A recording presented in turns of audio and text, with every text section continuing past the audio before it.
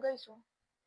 Atake, sobrang haba. Hi guys! So for today's video, di ba last time, meron akong shinare sa inyo na product ng Frenchel, which is yung gourmet beef tapa flakes. At meron naman akong nakita sa store nila, which is gusto ko ding itry ngayon.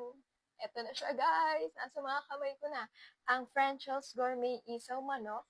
So ito siya guys. So sana masarap din siya. So tikman na natin. Bubuksan ko na. Nakasealed pa to guys. Ay, ang bango! Tingnan nyo guys. Isaw talaga siya, guys. Ito nyo yan. Sarap. So, syempre, kukuha na naman ako ng kanin. Wait lang. Meron na akong kanin, guys. Maglalagay lang ako dito sa aking plato. Kita nyo yan? Oh. Moment of truth, guys. Oh. Hindi durug-durug yung isaw niya.